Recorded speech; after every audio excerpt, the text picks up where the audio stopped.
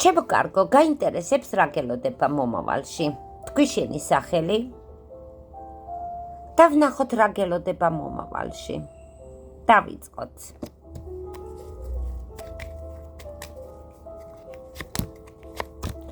ამოგივიდა ახალგაზრდა გოგონა და გზა.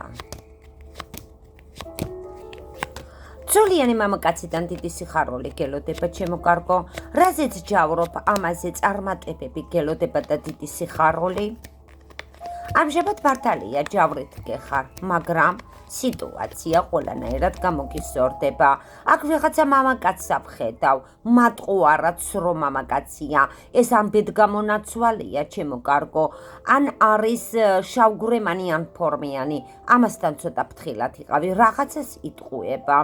შენ ორი ნაჭერი ფული ჩაგივარდება ხელში, ორი ნაჭერი ფული გაქვს მომავალში, მაგრამ შენ საქმეებს ბოლომდე მაინც ვერ აგვარებ. ბოლოს ისევ პატარ-პატარა შეფერხებები გელოდება და იყავი ფრთხილად. კარგი, ნახოთ კიდე რა გიჩანს, რა გელოდება.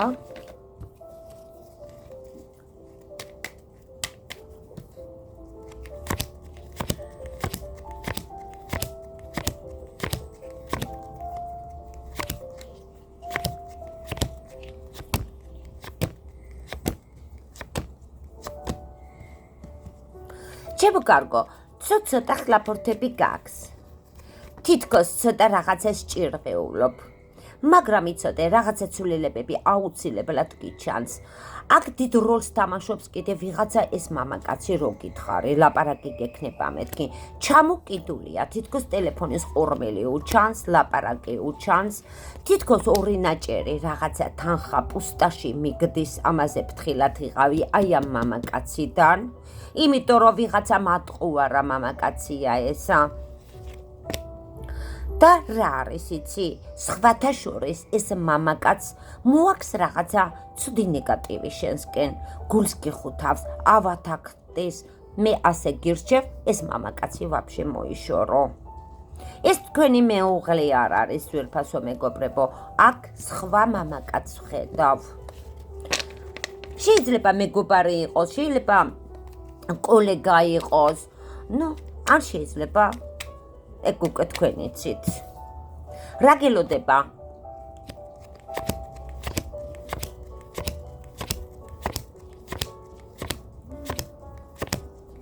რა დაგამშვიდებს ამ ბოლო დღეს?